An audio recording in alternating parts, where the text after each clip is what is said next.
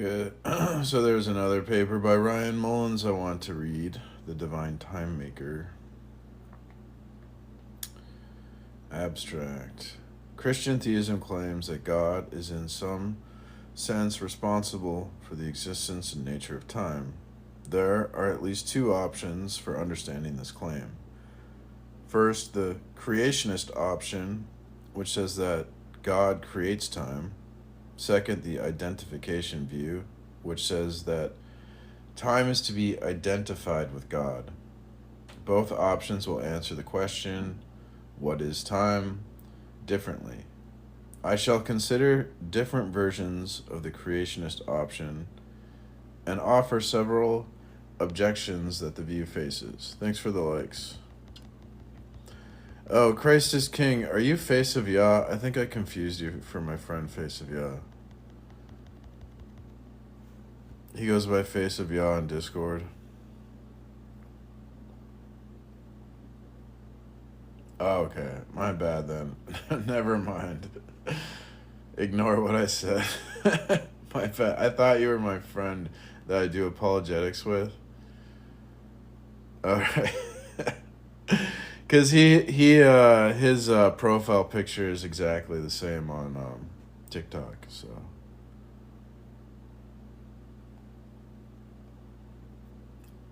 I got fooled. I'll say okay. So I'm reading the paper from Ryan Mullins, The Divine Time Maker. Christian theism claims that God is in some sense responsible for the existence and nature of ultimate reality. In what ways God is responsible for the existence of things other than himself is a matter of contemporary debate. In this paper, I wish to narrow that debate to the existence and nature of time. Within Christian theology, it is widely held that God creates time. However, there are a number of thinkers within the Christian tradition who claim that time is not created because it is an aspect of God's nature. How might one try to adjudicate this disagreement? To start, it would be helpful to know what time is in order to discern if it is the sort of thing that can be created. As I shall discuss below, the Christian tradition has unfortunately little to say on this matter. Things are no different when one examines the contemporary literature on the philosophy of time. Marcello Oreste Fiocco complains that contemporary philosophy of time does not attempt to answer the fundamental question, what is time? Most debates in the philosophy of time focus on different kinds of issues about the direction of time. Tensed versus tenseless theories, what moments of time exist, and so on. As Fiocco observes, it is not clear what any of these debates are actually about until we have an answer to the fundamental question of what time is.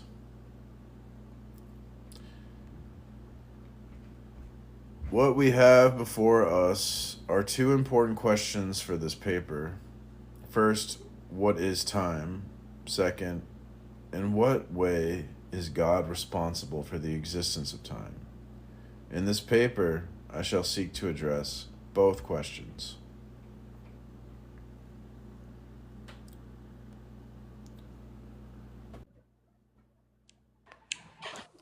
All Hello. right, welcome.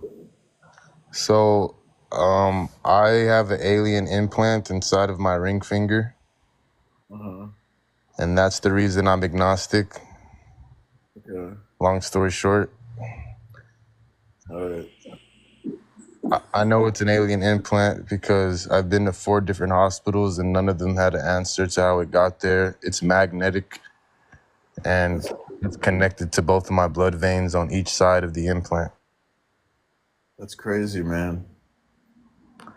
Yeah, so I mean, ever since I found out about it, I was like 7 years old when a magnetic dart stuck to my finger, and ever since then I've been questioning religion and stuff like that. Mm. I don't know if I can help you with that one, man. I think that's beyond my pay grade.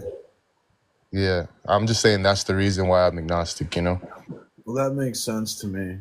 So I wouldn't argue. Kevin, I'm not a troll. I have video proof on my page. You could see the video of the dart sticking to my finger, and the X-ray and the scar above the implant. I posted the proof. Like, I have nothing to lie about. I believe you because you have.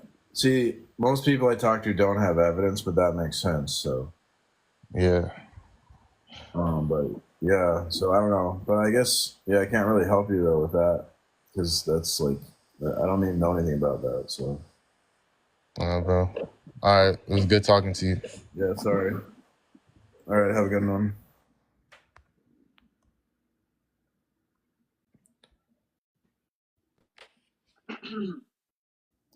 Welcome.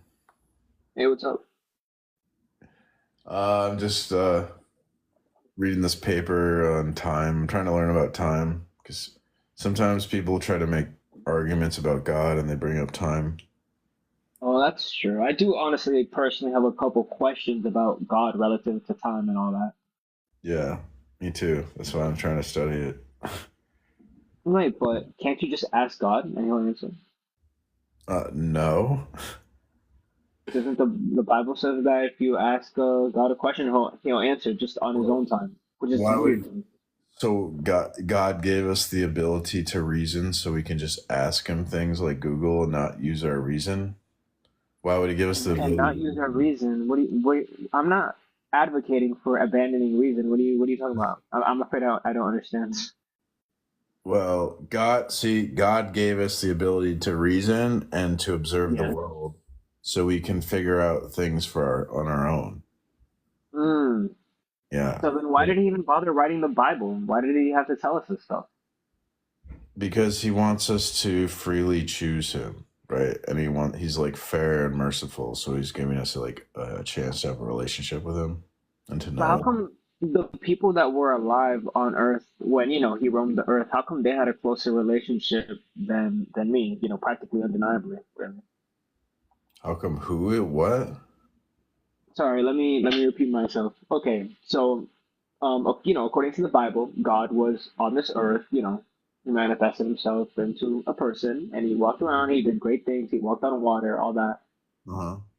So at that point in time, there was other people around him who had the blessing of meeting this awesome dude.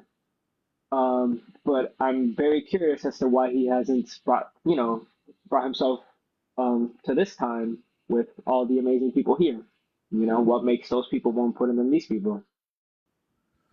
Well, in the Bible, there's this part where a guy he's in like basically I guess hell, and he sees like like someone up in heaven, and he sees Jesus, and he asks Jesus like, "Oh my gosh, hell's awful! Like, please let me resurrect, come back to life, and warn my brothers about this so they won't have to go to hell." And Jesus said, "Well, your brothers already have like Abraham and Moses and the prophets, and if that's not good enough for them, they're not going to believe. Like if I resurrect you and you go warn them, they're not going to believe you. So like basically you already have enough evidence to believe in God, and there's nothing like further he could really do to make himself known to you. You just don't want it to be true." I mean, honestly, if I'm being perfectly honest, I 100% want, every excuse to believe in him. But, people say he presents himself as, all knowing and all powerful and, the kicker, all good. And I really don't see that. There's a lot of things that could be done better, really. Well, that's the type of like, I mean, it's like, have you ever created a universe? No, but if I were all knowing and all powerful, I'd sure make, I think, the perfect one, really, without flaw, really. Well, I mean, it's like a type of, I would say it's megalomania to think that like you could What's a do, megalomaniac? What is that?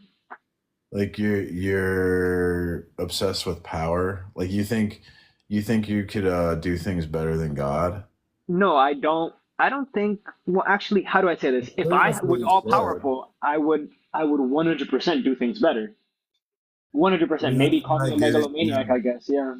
Yeah, God is like you're basically saying you're smarter than God. Like I guess I am, which means I don't believe in him. well, but that I mean, don't you think that I mean, no one is smarter than God. Like that's crazy. You wouldn't Of course, no one is smarter than God because yeah. God's not real, so you can't be smarter than him. Well, God is real. You can't deny that. That's where we differ in our beliefs, but these are some of the questions I'm asking you, right? For example, um, What can I ask you? God's a good.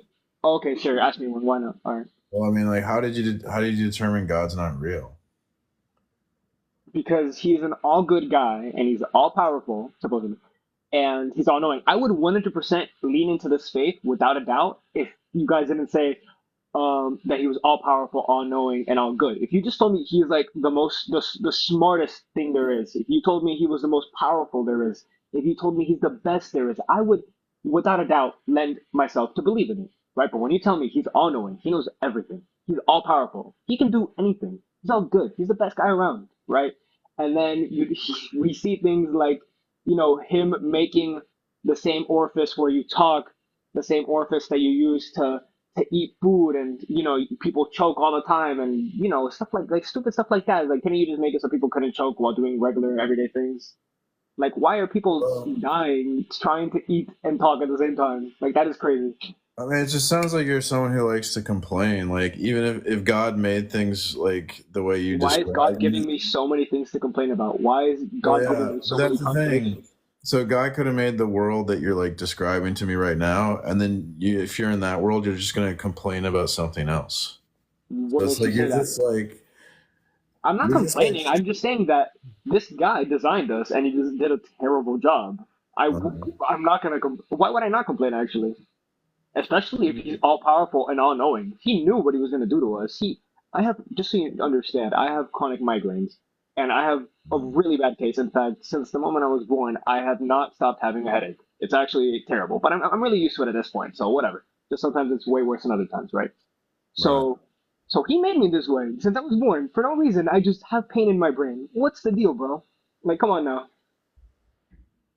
I feel like the burden. Oh, this one comment says prove God exists, and I think Mm. in the essence of what he said, you can't really prove he exists. The same way you can't prove he doesn't exist. The same way I can't prove the boogeyman doesn't exist or Bigfoot doesn't exist. You can't prove We something can't, doesn't exist. we But can't prove God exists. okay, then how come you haven't been able to answer a single one of my questions? You just do some ad hominem and you say, "Oh, you're just a complainer. Oh, you're a megalomaniac. Oh, if everything was perfect, then you just complain." It's just like, well, why isn't everything perfect? You still haven't answered the question, Well, bro. I did answer the question when I was trying to explain to you, like God Oh, created the please. universe. Okay. He knows like best, and Yeah, like, he knows best. Apparently, better, not better than me. well, what happened? He made everything perfect, and then we rebel against him. Perfect. Or Little yeah, children are being born with like I'm fucked talking up about the lips garden. and terrible like problems. Stop. I'm talking about the Garden of Eden, right? There's no death or suffering in the Garden of Eden. Everything was perfect. And then we rebelled against God. We did, Adam and Eve did the sin that So you're God made doing. everything fucked up on purpose because the one time everything was fucked up, people rebelled, It's, and that doesn't even address his terrible you're not designs. even listening to me, dude. Oh, I'm listening. Please keep going. Well, the whole idea in Christianity is that we can cause things as humans. Yes, We're we can do secondary things. causes, and we didn't listen to God, and then as a temporal judgment, temporarily, He's allowing bad things to happen, so we learn to not love the Wait, world and love God. temporarily. We? Who's we? What? Okay, this is a being beyond time. You're reading all about time, right? He created time, right? So why would he No, arbitrarily decide that some humans are worth doing terrible he's things to or letting terrible things happen to, he's and in other humans it's okay for them to live perfectly? he's in time with us.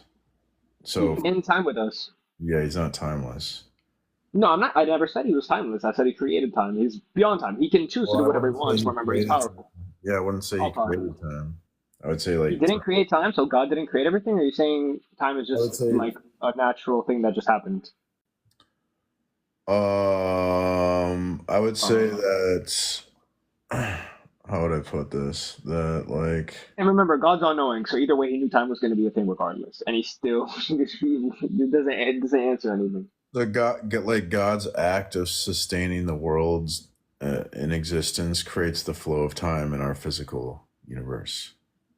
That's how I. Okay, that's great, but time is still a thing, regardless of whether he actively made it or not. He's smart. He's a very smart guy. Remember, so he knew time was going to be a thing regardless, and either way, he's punishing me for being born at a later time than other people. Literally, Is that punny? other people are being treated were being treated better than me because they were born earlier. Why? What is this God time discrimination? He's all knowing. He couldn't just give me the individual opportunity to be a nice guy You and just then have maybe not punish me for it. you just have like a really whack view of like looking at the world. Like God is like nicer to you than you deserve, you know? God is Um, nicer to me than I deserve. yeah. Okay, that's great. But again, please stop with the whole ad hominem thing. Are you going to answer any of my questions? Because you sound just as uneducated as me, and I really wanted to find some answers within you, since you're reading and you I'm seem to trying to know a little bit explain about to your you like religion.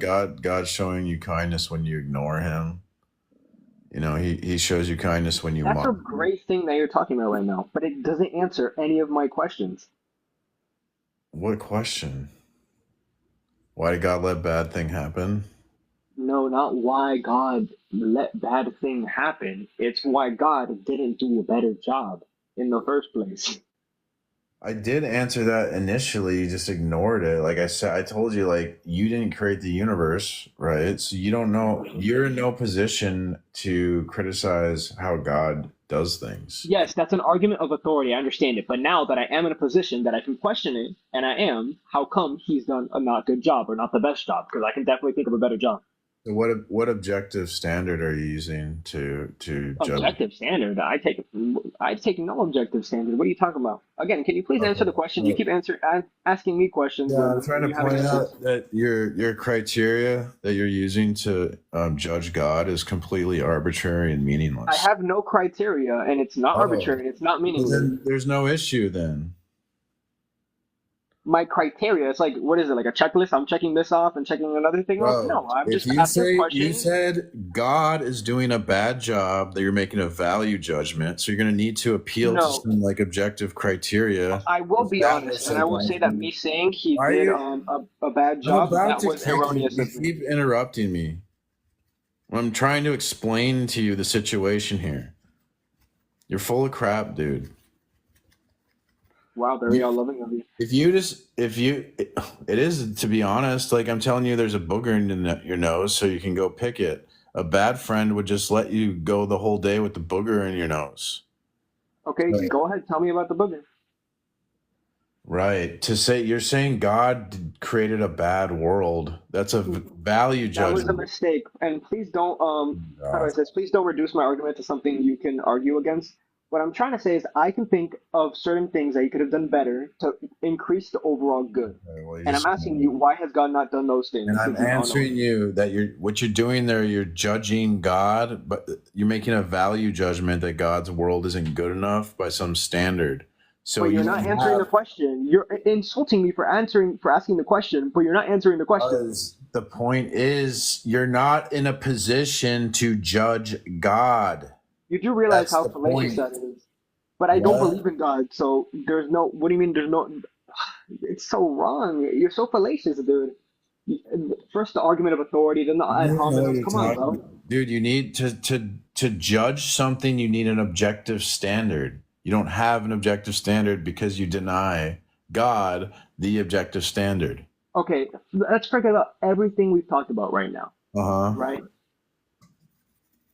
Let's bring back the thing that I said about people choking while Like a trying to dog eat to a its normal vomit. thing. Just gonna go back to the same thing, like a dog to its vomit.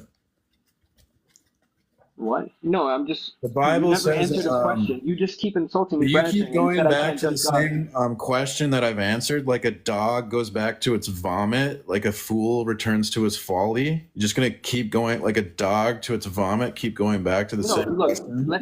let's look at this together, right? Okay. I'm asking you a question, and you're saying I'm in no position to ask that question. But regardless of whether or not I'm in a position to ask that question, I asked it. So fucking answer it. Holy shit. God damn. Are you gonna Well, answer my question or I'm not? Or are just you gonna just gonna move. kick me I'm off the just line? Just gonna. kick me off the line. Just kick me off Okay. the line since you can't answer the question, you fucking retard. Okay. Holy shit. Okay. Bye bye. Bye bye. See you later. Bye Fucking bitch. You can bye. answer the. I wish you well.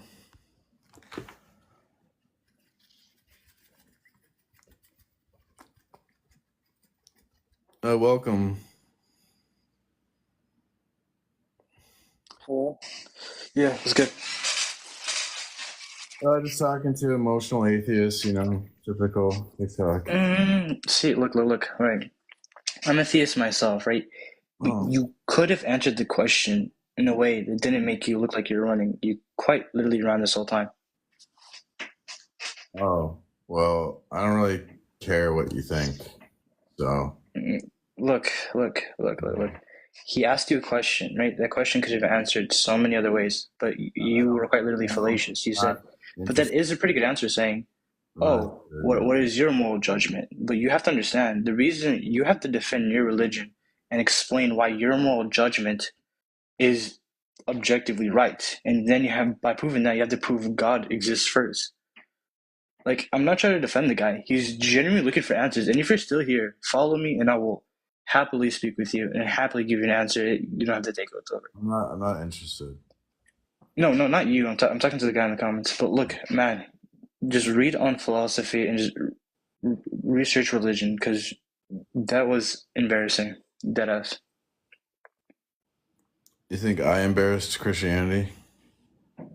No, no, not only Christianity. You can't really embarrass like all of theism. Yeah. Okay. Well, how do you prove God exists? Okay, look. So this whole question was like, oh, like, let me guess. You were talking about like intelligent design, right? And then he was like, oh, if it's intelligent design, then why do you have this?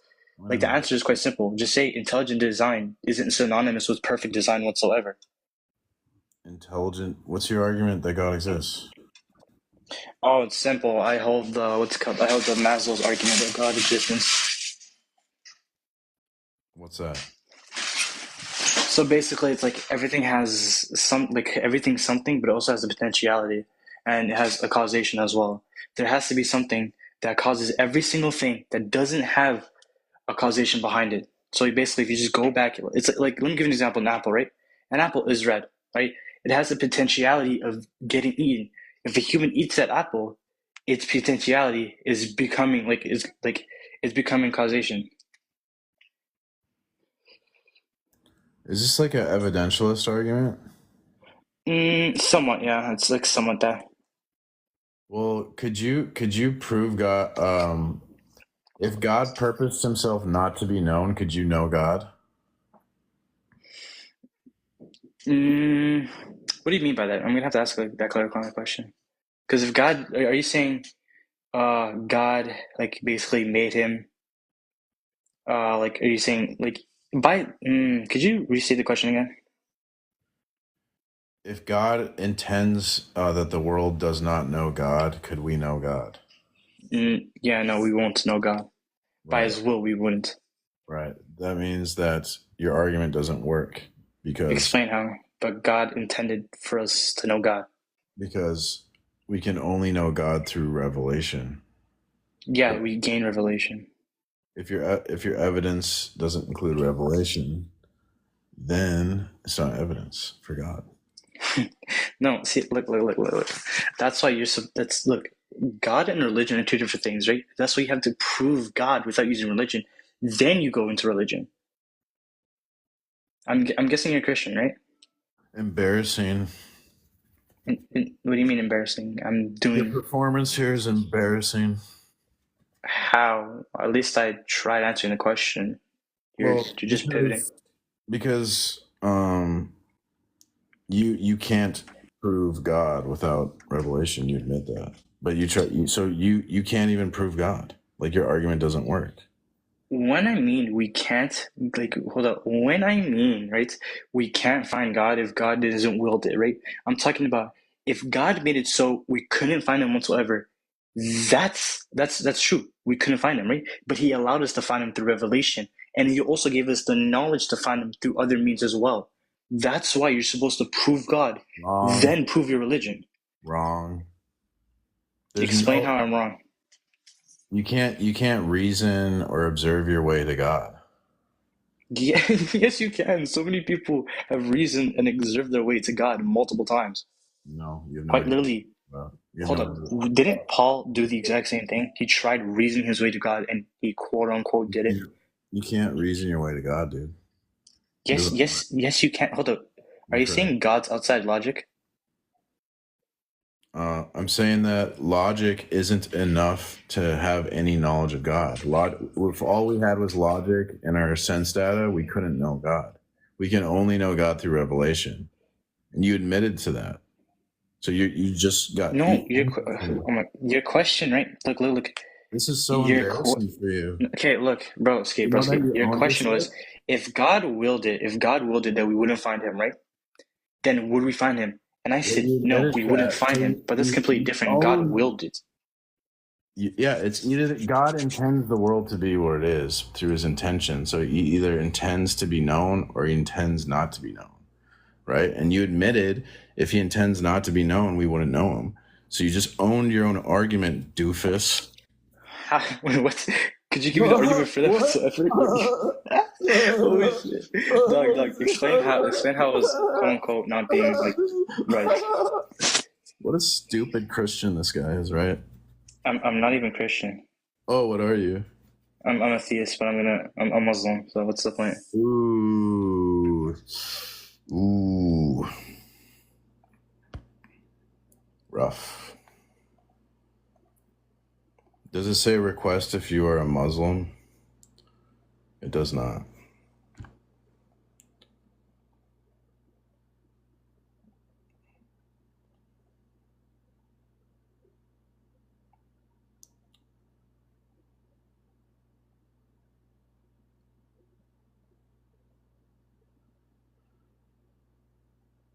I should have asked. I should have known he was a Muslim. I should have asked.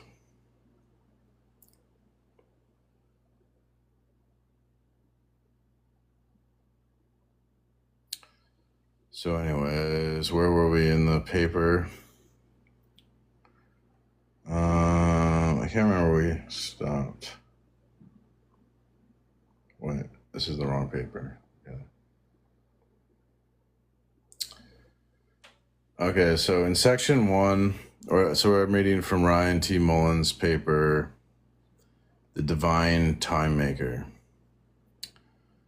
In section 1, I shall set the stage for the debate by defining important terms and concepts such as the nature of God's eternality, what it means for God to create something, and the difference between worlds, universes, and moments of time. With this discussion in place, I can turn to consider the question of how God is responsible for the existence of time.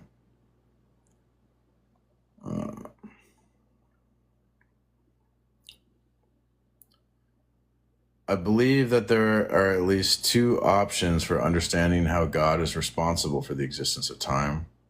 First, the creationist option, which says that God creates time. Second, the identification view, which says that time is to be identified with God in some way, perhaps as an attribute or mode of God, or possibly by strictly identity. Both options will answer the question, what is time, differently. In section 2, I shall consider different versions of the creationist option and offer several objections that view faces. In section 3, I shall consider different versions of the identification view and then develop my own version of the position.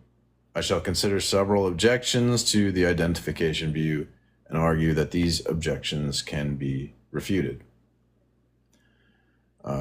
So the first section is setting the stage.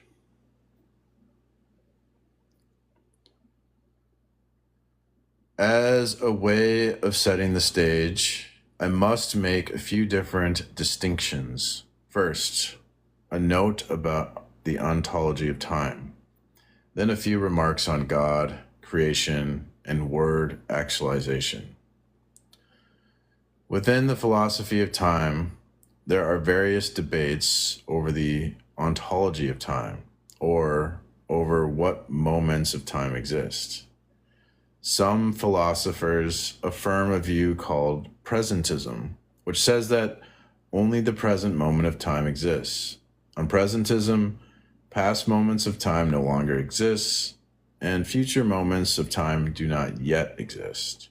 This can be contrasted with other views such as the growing block and eternalism. On the growing block, past and present moments of time exist, but future moments do not exist. On eternalism, all moments of time exist.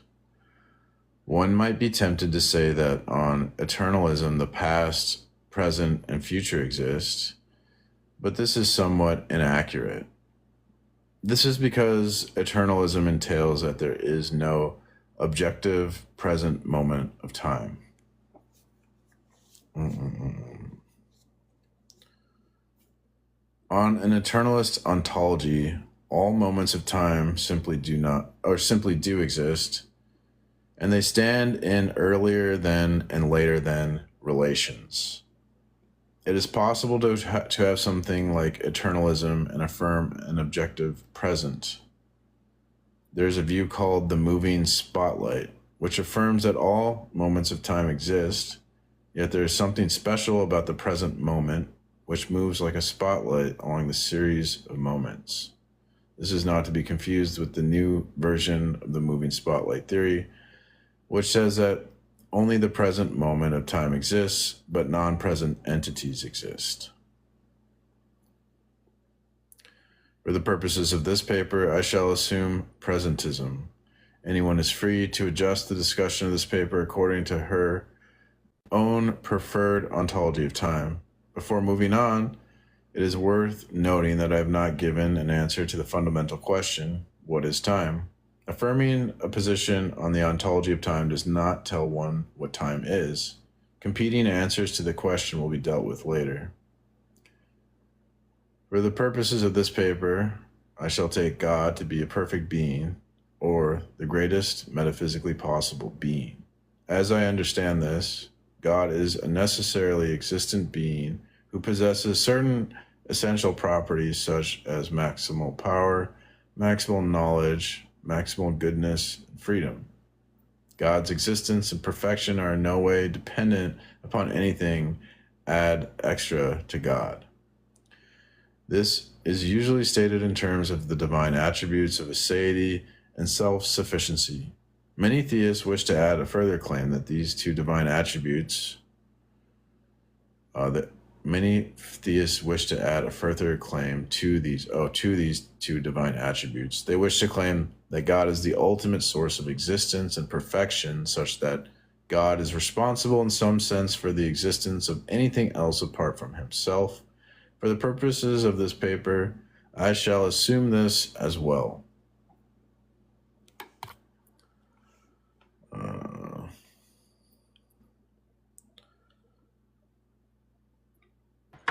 Welcome. Hello? Hello. How are you?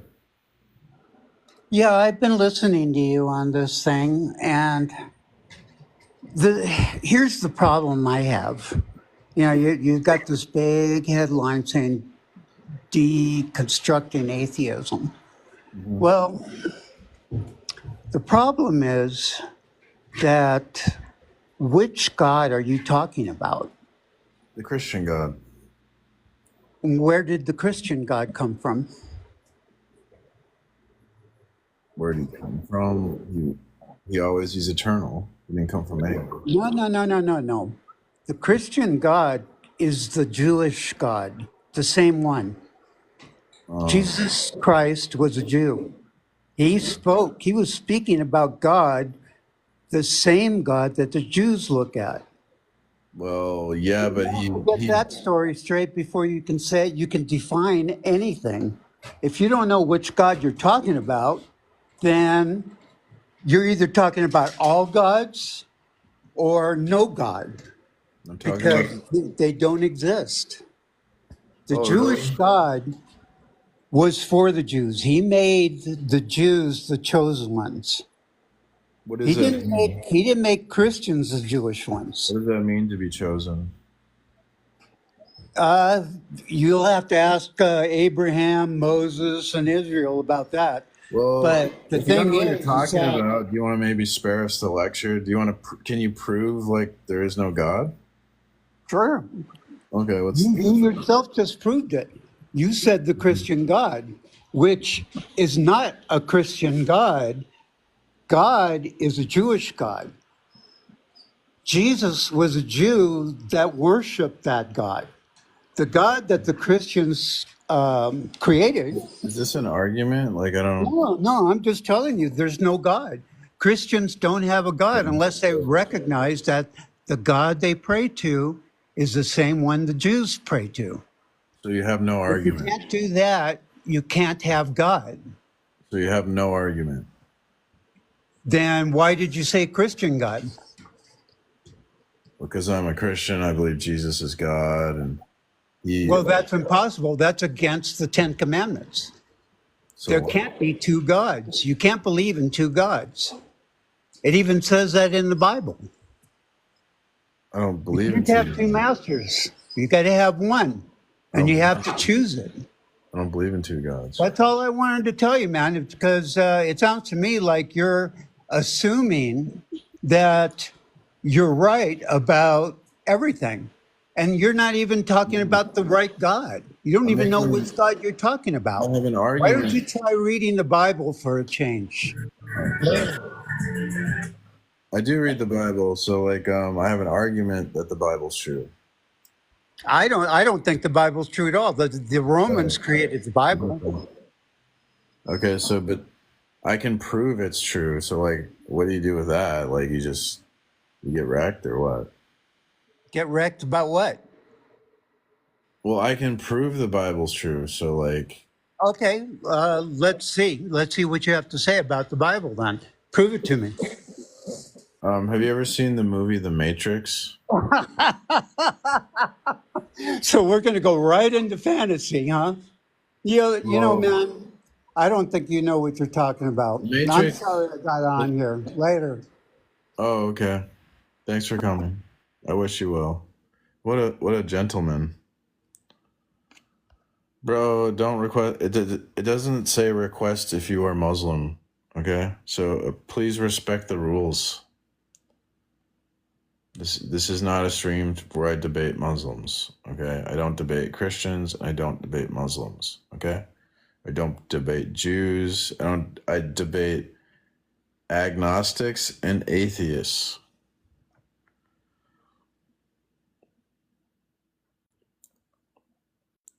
Yeah, and I'm a Christian, so I don't need advice from a Muslim on how to debate. No offense. We don't debate the same way. I don't.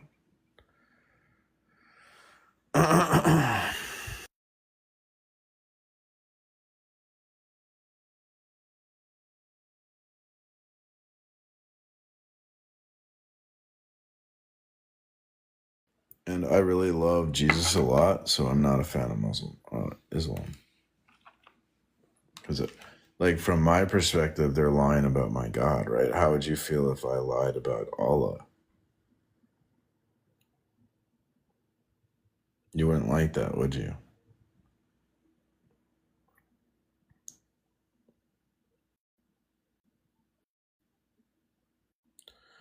I'd love to hear how you're able to prove God's existence. Something tells me you can't, but sure.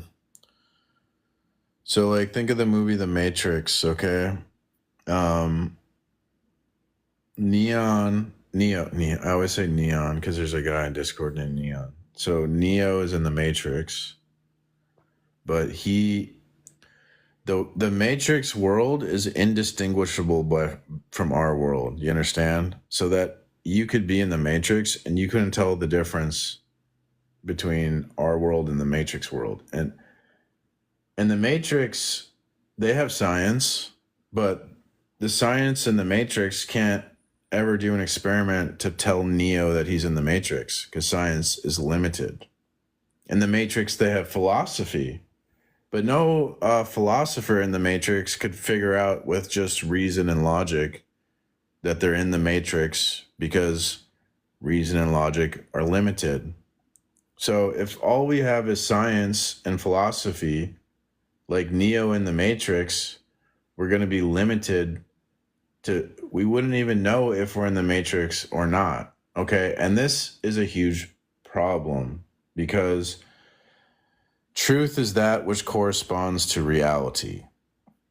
But how can we say something corresponds to reality when we don't even know if we're in the Matrix? We don't even know what reality is. The dilemma is, what is reality? How can the things that are concepts in our minds correspond to reality if we don't even know if we're in the Matrix or what reality is? So metaphysics, unlike science and philosophy, which are phenomenalistic or how we perceive the world, metaphysics is as the world is apart from our perceptions. What the world really, really is without any bias of our perceptions, because we have our mind imposes structures on reality that aren't there, like colors, for example. So anyways, long story short, I'm like Morpheus. The Christian comes along. He's like Morpheus and you're Neo, right? And I'm offering you a choice. You can take the blue pill. You go to sleep tonight. You wake up in the morning in your atheist fantasy and everything's fine, right? You're a character in Harry Potter. Or you can take the red pill, which is you accept the claims of the Bible, and I'll show you how deep the rabbit hole goes. And that's how we prove the existence of God. You either accept the claims of the Bible and you're a realist and you escape the Matrix, or you couldn't make any claims about reality. This is the dilemma you're in, non-believers.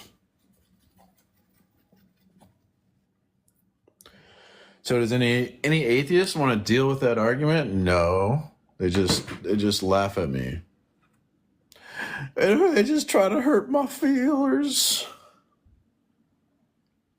So that's what Darth calls a nuclear strength apologetic. Because there's nothing they can do. There's nothing they can say. It's due to the limitations of humanity, because we're finite, limited beings. We need something like God's mind to make sense of our experience. And that's easily demonstrable. The people that want to act like I'm not making an argument or presenting evidence are simply like burying their head in the sand and ignoring the obvious. So we're going to be here on TikTok doing this thing and showing like how they'll just say anything but God. Like it's starting to become popular. They believe in a multiverse now. It's not like super mainstream yet, but I sense it coming. It's becoming popular, I think, in academia, this multiverse thing, and they're working on probably trying to prove it. So how can they believe in a multiverse, and they'll believe that the universe is like 15 trillion years old, but a guy can't walk on water. Oh, that's too I have to draw the line somewhere. I have to be skeptical somewhere. So ridiculous. They're not really skeptics. Like a true skeptic would be like a David Hume. He's more honest skeptic because he'll admit like he has no empirical basis to believe in things like identity over time or cause and effect or uniformity of nature, and that these arguments he proposed really devastated philosophy and science. He showed that we can't actually do philosophy and science, and they just kept doing philosophy and science as if David Hume never existed. Well, Cornelius Van Til comes along and he solves David Hume with a different type of knowledge where we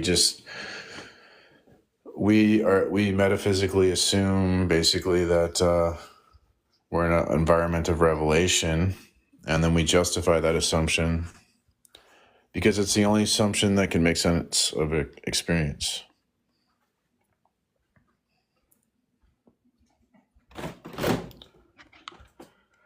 Because if the one who knows everything imparts knowledge to us, we can escape hard solipsism or skeptical scenarios.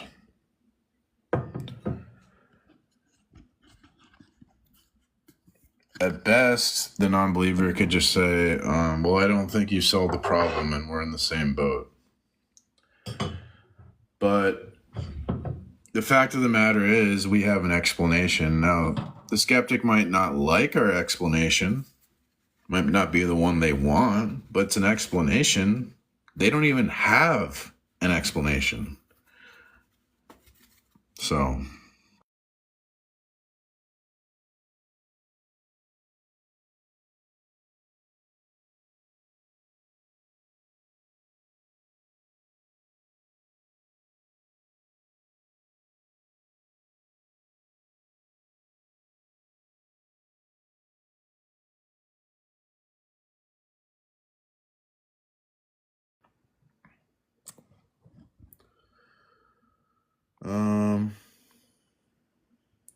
Darth couldn't last 5 minutes against Blitz without rage quitting. Bro, what are you talking about?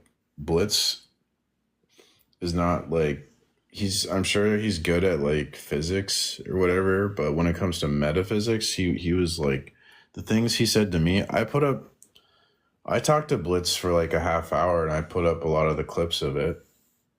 And he was not like impressive. Like he wanted to quibble about having an analogical relationship with like God. And he said something, he said could God make a rock so heavy he can't lift it? That's what Blitz said to me. That's a very like low tier thing to say. That shows like he doesn't really understand metaphysics. Which I wouldn't really expect him to. Just people just ignore it in academia. So people are really like blindsided by the argument me and Darth make because it's like heavy into metaphysics, and modern academia and science kind of science doesn't even deal with metaphysics, and people just like all they know is science. And philosophy originally dealt with metaphysics, but because of like the success of science and like the failure of philosophy to do metaphysics, they sort of abandoned metaphysics, and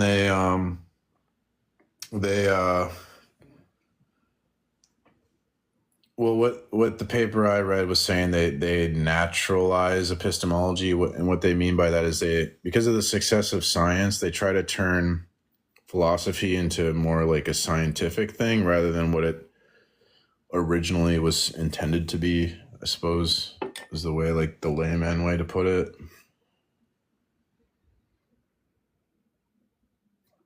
But then all they're really doing is just kind of redefining philosophy, because they can't defeat skepticism, so they just redefine philosophy. I don't know. I'm not really that into philosophy. It's kind of like, I think it's cool to like think about things like maybe the liar's paradox, or like there's the Russell's paradoxes are kind of trippy, trip your mind out. But after learning about like Van Til and Bonson, secular philosophy, like doing philosophy without thinking about God incorporated into your philosophy, it's just kind of like nonsense to me. There's smart philosophers are really big smarty pants and all that, and they write these really like eloquent, theories and stuff about, their views, and it's great and that's smart, but ultimately it's kind of just BS when you know that they're kind of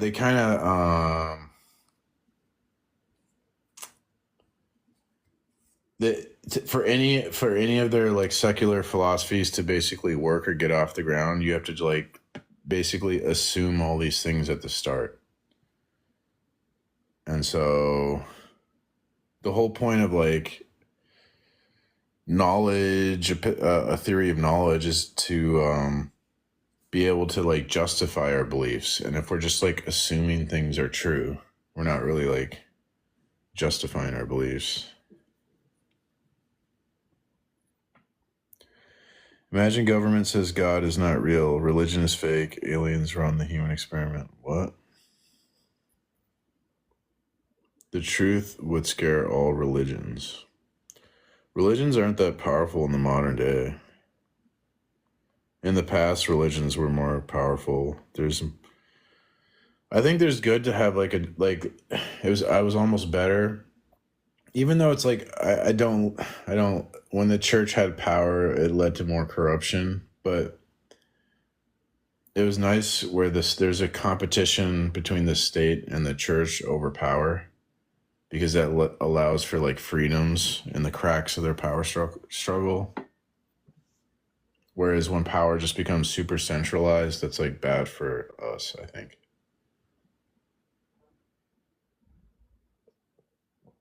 Which is kind of the situation we're in. I don't think religion has any power anymore. All the power is in like states, nation states, science, technology.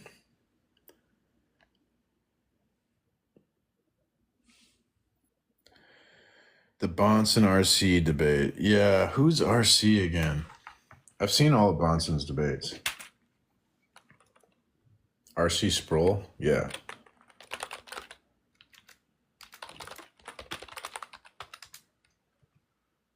Yeah, actually, I got a quote from the Bonson RC Sproul debate in my notes. I could read that real quick. About two schools.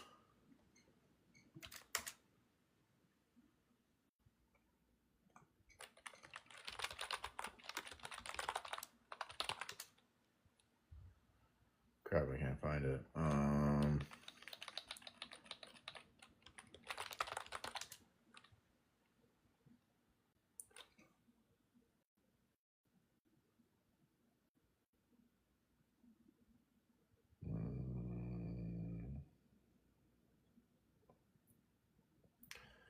Okay, yeah, I took this note from the RC Sproul debate where Sproul, he was, so we argue that it's true due to the impossibility of the contrary. The Christian worldview is true due to the impossibility of the contrary, that to deny the Christian worldview, you have to assume the Christian worldview is true in the process of denying it.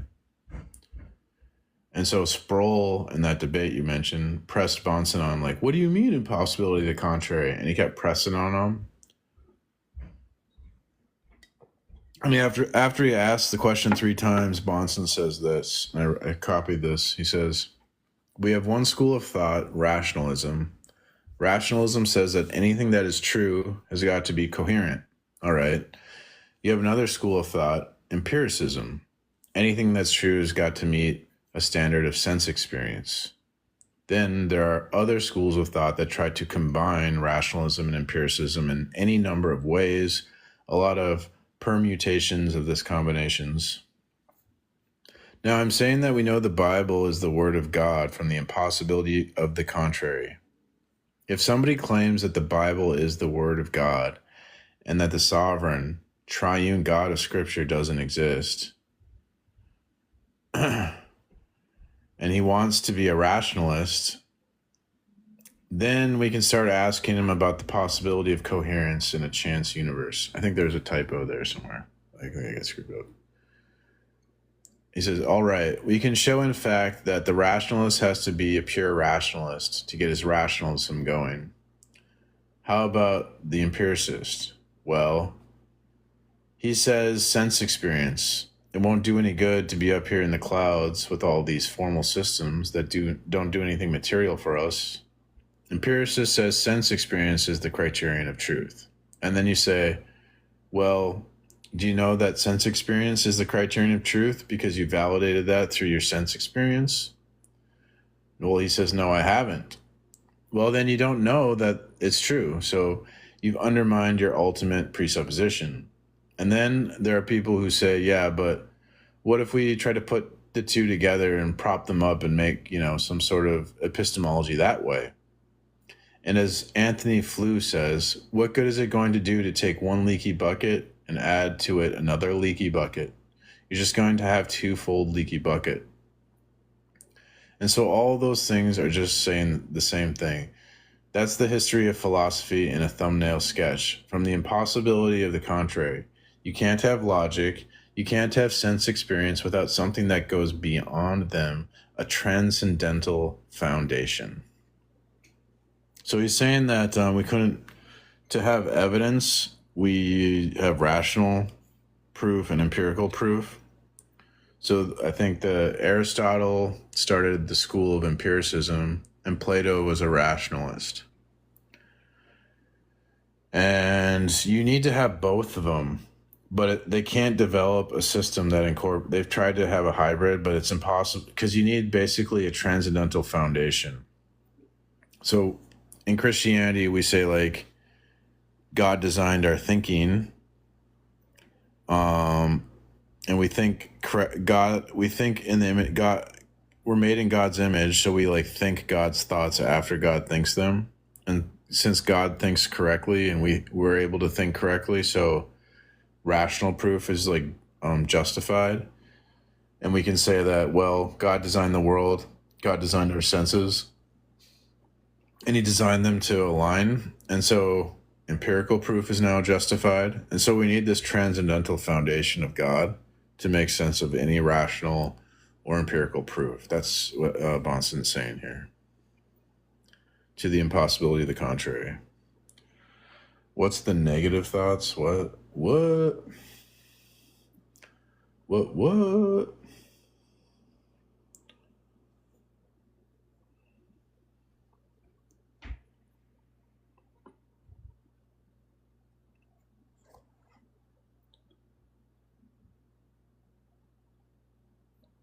What's the source of the negative thoughts?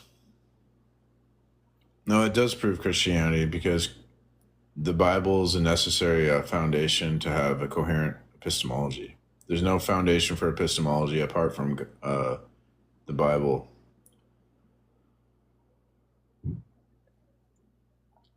Aside from that, you couldn't even make an argument or do science or anything without living in God's world.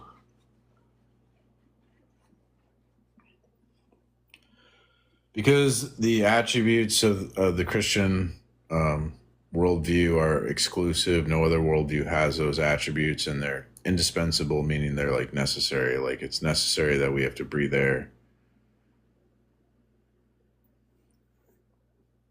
Oh, sick.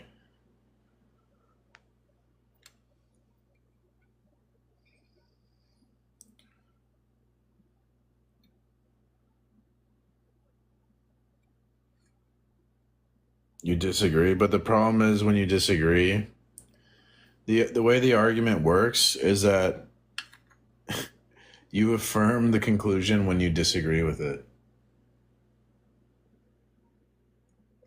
So you can't disagree. That's how the argument works. Because we're saying that for the world to be intelligible, the Bible has to be true. And so for you to deny the Bible, the world has to be intelligible. So when you deny the Bible, you're assuming the Bible's true. That's how that works. I'll explain it. I can explain it better here. Like, this is like the reasoning here. So, if I raise doubt about whether the Bible's true, I must grant that I'm able to understand the world. But if I grant that I'm able to understand the world, then the Bible's true because of the necessary relationship. So, if I raise doubt about whether the Bible's true, I must grant that the Bible's true. Transcendental argument. So you can't even, the whole point is you can't be skeptical.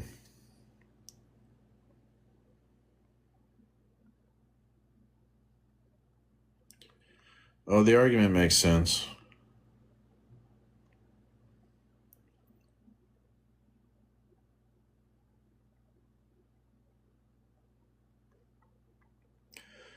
Like, think about logic, right? So let's say you tried to deny that logic was true, okay? So in the process of denying logic is true, you'd have to use logic, which means it's impossible to deny logic is true. So that's an anti-skeptical argument, because the argument is saying like there's this, you can't be, there's things that you can't be skeptical of. We can't be skeptical of knowledge, right? If I were to be skeptical of knowledge, I would have to make a knowledge claim to be skeptical of knowledge, which would be a contradiction.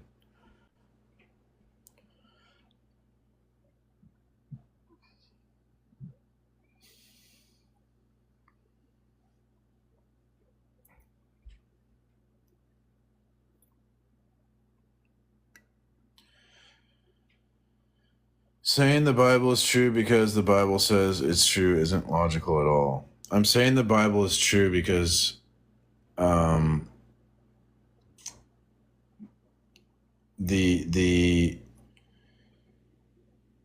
God described in the Bible is a necessary. It exists necessarily because without the God of the Bible, we couldn't have like logic, for example.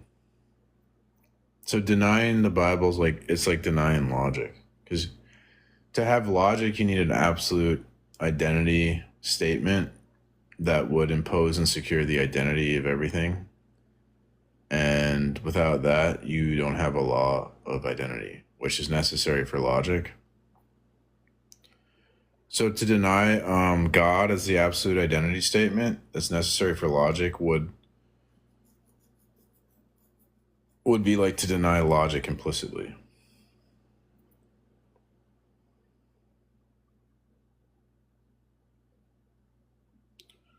Yeah, it is an argument. It's called a transcendental argument. A welcome guest. How are you?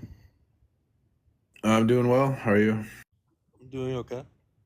I would just like to know already, like, I don't necessarily agree with the transcendental argument for God, but one thing I do want to know if you could explain why Christianity's God is the only God that can, fulfill your, the basis for a higher identity being required for logic to exist. Did you hear? Well, like, you understand, like, the Christian God has like unique properties. For example, like it's triune. There's no other like triune God, and that like that's going to be necessary to explain our experience, because we experience in philosophy they call it like unity and diversity. We experience like patterns, and we also experience particular instantiations of the patterns, which is diversity. So like there's a pattern like cat, right? But then there's many different cats that like are slightly different, right? Yeah, but I don't see how that connects back to the Christian God being required. Like, Well, because I'm trying to explain it, right? okay. So we have diversity, like there's different cats, and like there could be a big cat and there could be a small cat, right? Okay. So they're different, they're distinct, they're Okay. diverse. But the cats also are unified, where they have this property cat. They share this property. We call them both cat, even though they're different cats. Like they could be different colors. I'm following. Whatever. Yeah. And so and this is this problem of unity and diversity. We experience this like there's connections between things that are different. And so that's what we have in the Christian Godhead. We have three distinct persons who are different, but they're all connected or unified in the Godhead, which would explain why we experience, or it's called a grounding relationship. It would ground the unity and diversity that we experience. And no other like worldview can do that.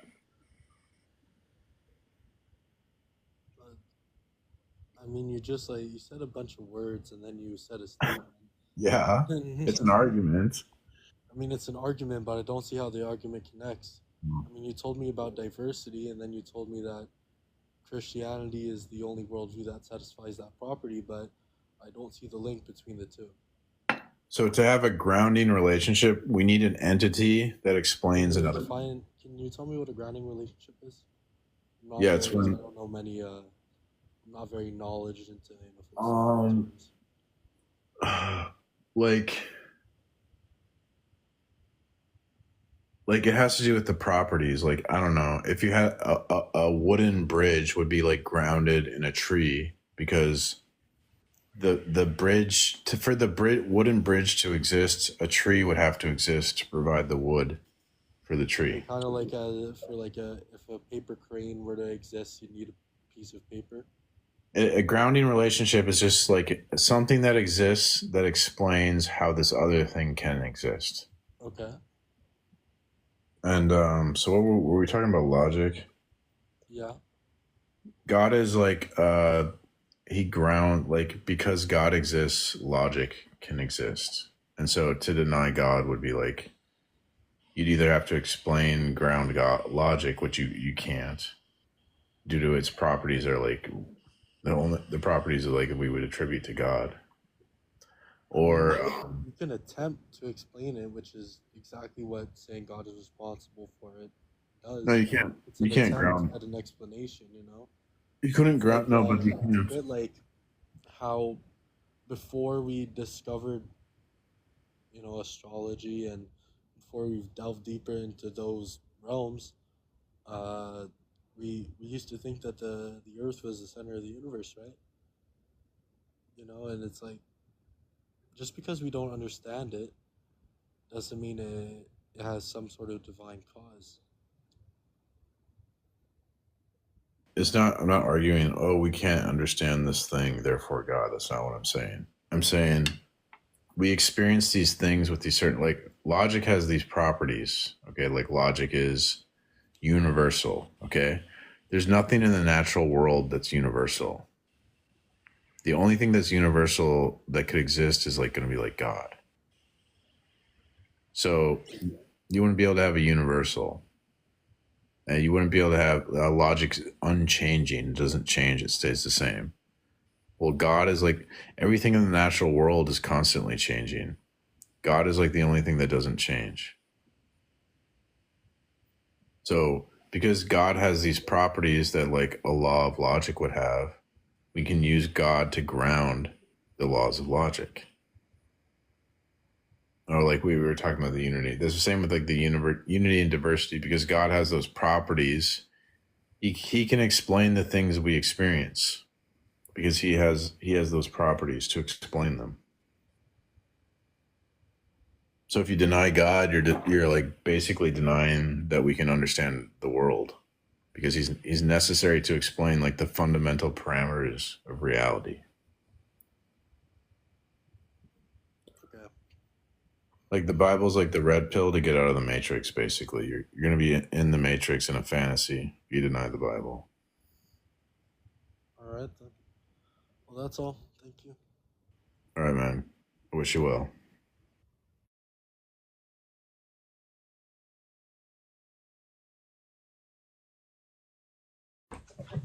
Oh, so you're not going potty?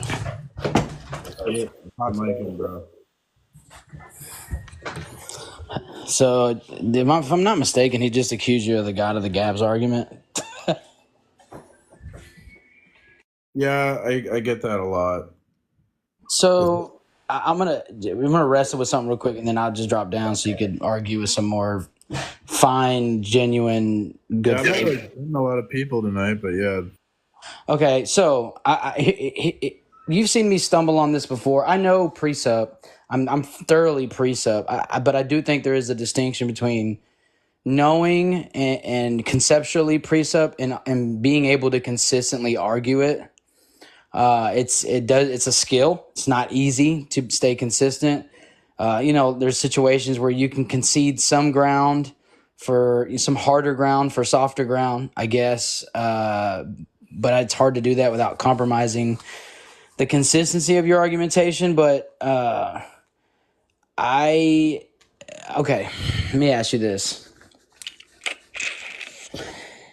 So, for instance, if I argue the impossibility of the contrary, and by that demonstrating that there must be a self-attesting ultimate starting point, which we argue that is God, is that arguing for an absence in some degree? Because that's what I get accused of as well, and I don't think that's true.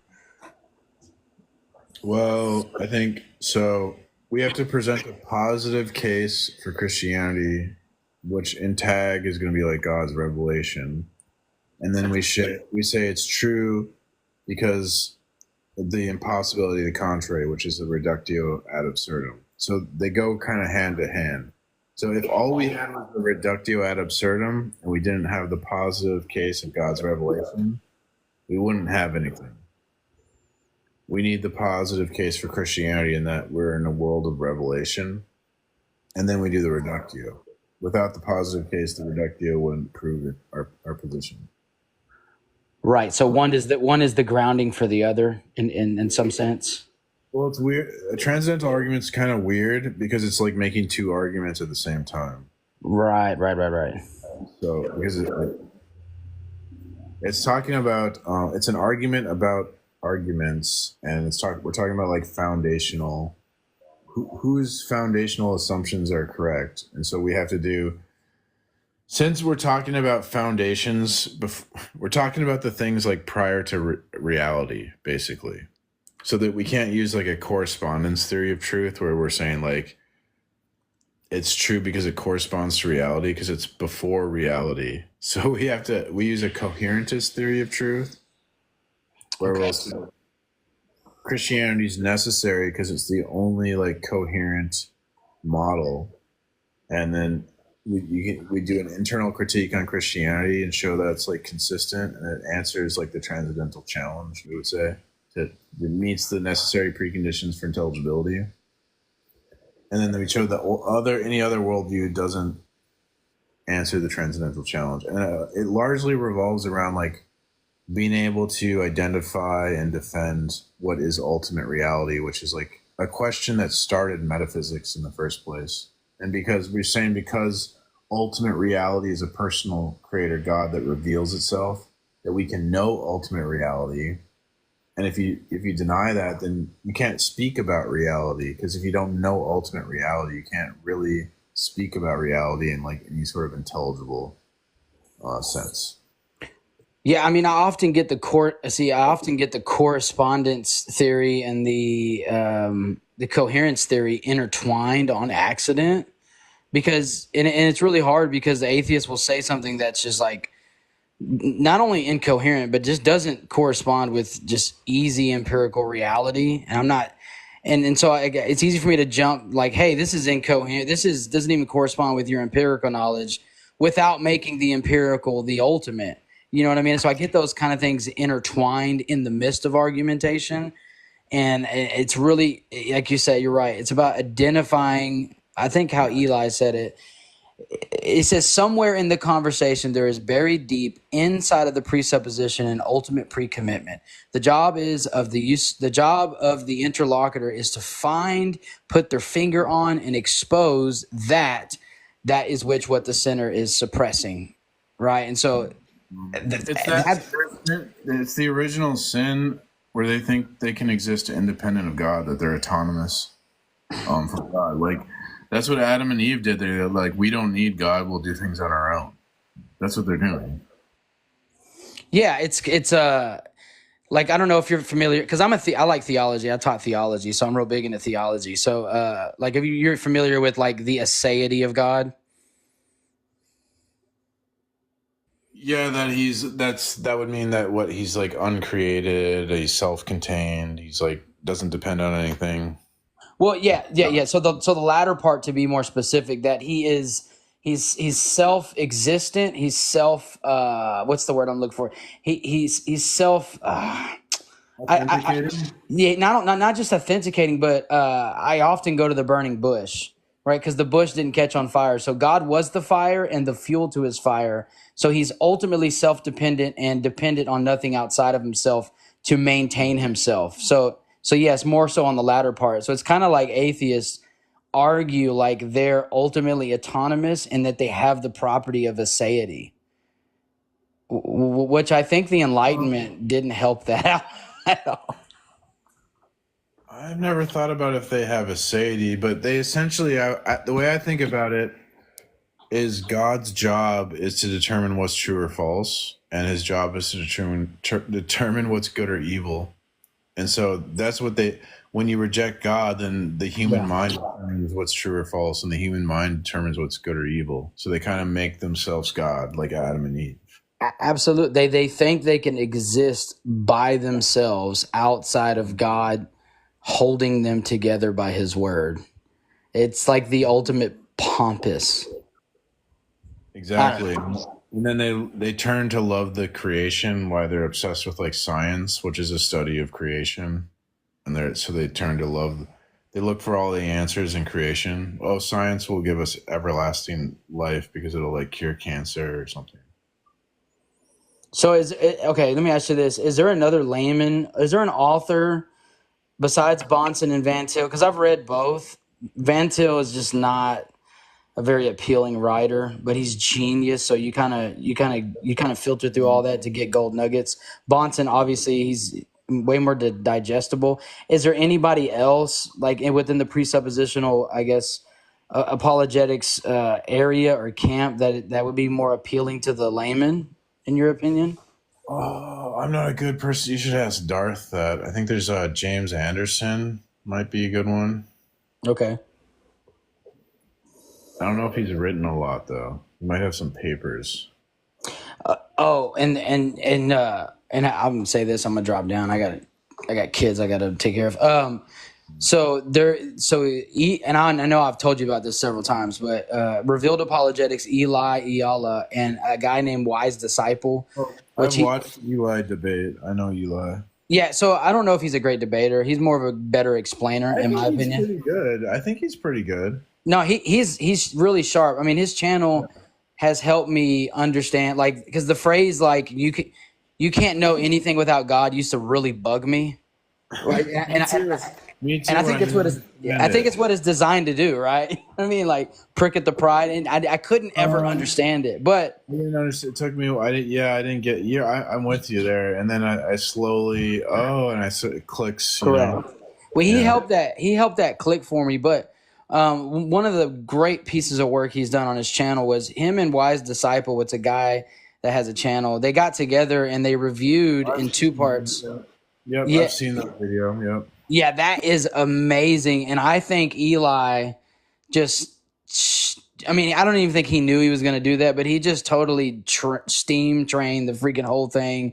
And even Wise Disciple's not a presuppositionist, but if you notice, he just kind of hushed his mouth at the end and was like, oh, okay, like that makes sense. But I think that's where the biggest stumbling block is I think R.C. Sproul embodies what a lot of so-called, and I know this is kind of horrible to say about him. I love him very much, but it's true. He kind of embodies what these intellectual atheists do, and they conflate an ultimate self-attesting starting point with fallacious circular reasoning.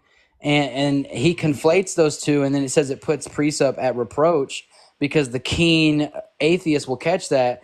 But he did so assuming that those things were exactly the same, and you cannot conflate ontology with epistemology, and that's not fallacious circular reasoning, nor is that fallacious circular argumentation, which I would differentiate, like you said, reasoning from argumentation. So ultimately, all reasoning, I guess, ends up to ultimate circles. But that doesn't mean you have to argue fallaciously circular, I guess. Right. I don't know if what I said Van, makes sense. Van Til would say it's not. I don't know if Bonson or Van Til said this, but probably Bonson. We're not circular reasoning because God isn't. When we appeal to God, we're not appealing to God as like the same category of facts as other facts. God is like a different category of fact, the ultimate, and that is why it's not circular reasoning. He calls it spiral reasoning. Yeah, spiral reasoning. That's right. I think that's good. All right, bro. Don't flip script on nobody tonight. I'll holler at you, bro. I'll try. All right, remember, don't break the 11th commandment. Thou shalt be nice. Yeah, I do. I mean, I do. I mean, I'm a human being, though. You know, I try my best. So, Wow, bro. I'm just messing with you. All right, I'll holler at you. all right, thanks, man. I appreciate you. God bless. Yeah, everyone can follow. I should have said, yeah, follow that dude. He goes live. Oh God, the harasser. Hey, Why'd you bring me up? because I'm a Christian. I don't know. Oh, Because right on. I think it's like funny that I ask you not to like request up, but you still request up. I Me just too. like That's kind of why I'm still doing it. it's weird to me that you do this. Really? Yeah, it's odd behavior. Like I'm kind of like Jane Goodall who studies like the atheist mind. You know what I'm saying? Mm. Yeah. I think what you're doing is odd behavior. What am I doing that's odd? You're just not able to justify your first premise of your argument. That's so ridiculous because God's revelation does that. I guess you know. What So is God's revelation? you understand, like from a Christian perspective, Wait, what's God, God's revelation? like there's natural, special revelation, and we're made in God's image. Is another type. There's three types of revelation. All right, so can you give me an example that how He's revealed Himself to you? He reveals himself in the natural order, conceptual order, causal order, and value judgments, like more absolute moral value judgments and beauty valuations. I He observe all reveals, those things, but He hasn't revealed Himself to me. well, he's necessary for all those things, so that would, Oh, what's your justification for that? yeah. So, like, what would be your objective standard for any like moral or beauty judgment? Why do you need an objective standard? So those things are real because we live our lives like those things are real. Not to a skeptic, not necessarily to a skeptic. Oh, so you're just gonna admit that your life's a fantasy? No, that's not what that is. Do you realize that if you say that morals aren't real, then truth isn't real because truth is tied to value? Well, what do you mean real? Do you mean objectively real? Yeah. Oh no, I don't believe morality is objective. Right. So do you realize that is a self-defeating position because then truth has a reciprocal relation with values or ethics? Do you understand? Do you take objectivity to mean mind independent? Yes. Does God have a mind? Yes. So in what way is morality independent from a mind? Well, the mind of God is the what is it? The ultimate objective absolute. So whatever God's mind thinks would be an objective truth, because He has Really? yeah, God's To knowledge is who? To who? to everyone. To God? No, because God's knowledge is constructive and not derivative like our knowledge. So He has direct access to knowledge. So whatever God says is true would be objectively true, which is why revelation is necessary for objective truth. Right. So, but we're talking about the objectivity here, right? So, if God has a particular stance, then and that stance becomes truth, then isn't that truth? Um, Isn't that truth upheld by God's own subjective decisions? To say subjective in the sense of like God would be a category. Is God not a subject? God doesn't have subjective knowledge. Is God a subject? Is God a subject? I don't know. Should we look up the definition of a subject, and then you can tell me if he's that? Well, you tell me what it is.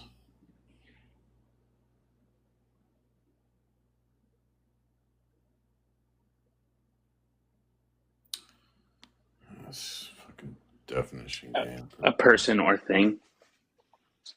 A person or thing. Correct.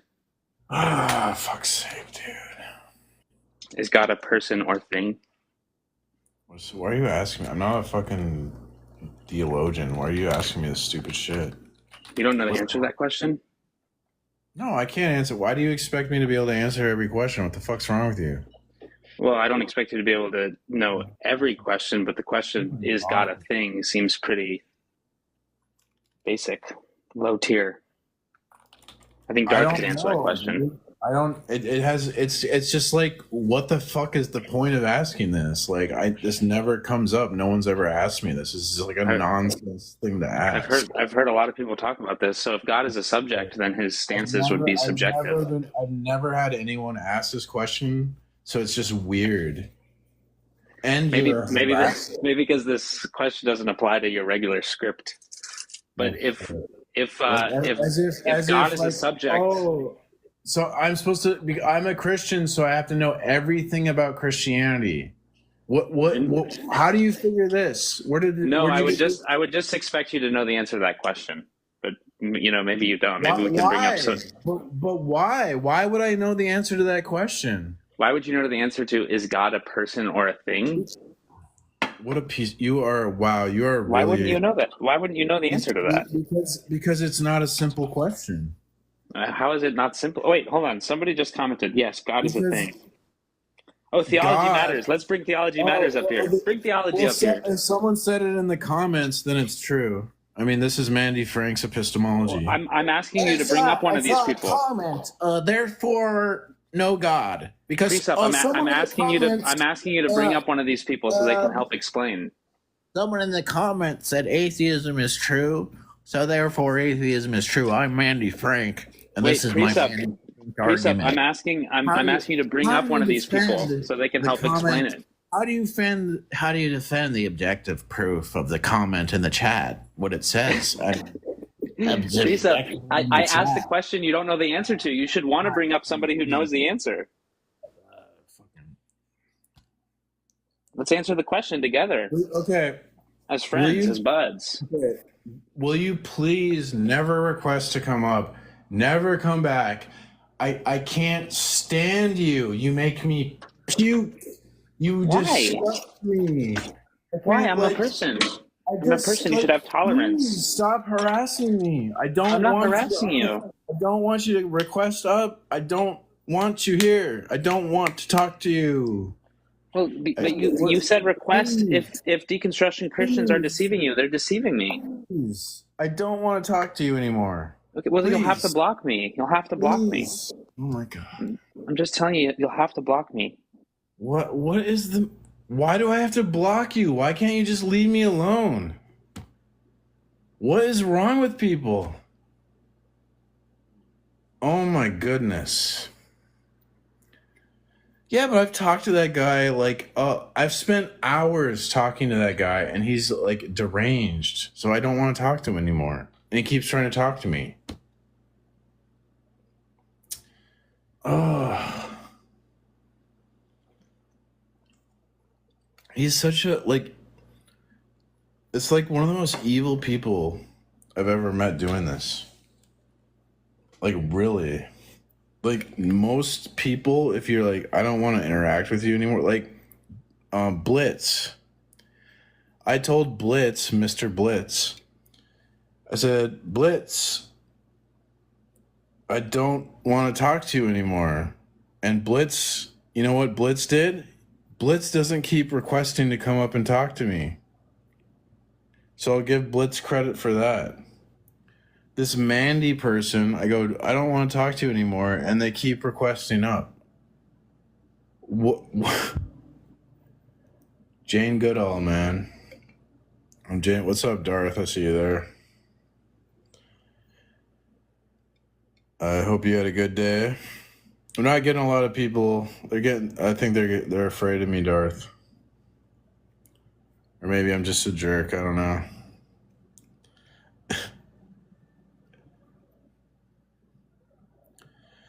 Debate Justin. I don't really want to talk to Justin because he's like. I don't think that conversation would be fruitful. So I don't really even want to talk to Justin. Who is Darth? Darth Dawkins. He's like the best Christian apologist of all time. Hello. Hello. Or maybe second to Bonson. Wait. So you're a Christian, correct? Yeah, I'm a Christian. Yeah. Thank you. I love you too. You want to know? Exactly. Christianity undefeated.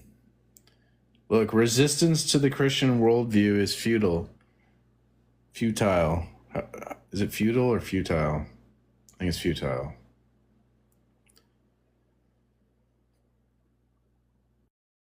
That's it, man. The presuppositional apologetic, the transcendental argument for God, it is nuclear. Nuclear. How did George Bush I'm just gonna keep mispronouncing words. It'll be like taco. Taco.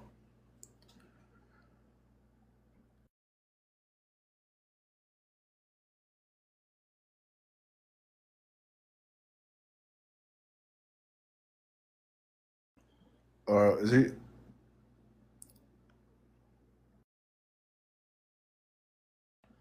I wonder how Darth would answer that question. Is God a subject? I asked ChatGPT, and it gave me like big. That was like a complicated question, man. Yo, what's up, brother? Hello. Are you atheist?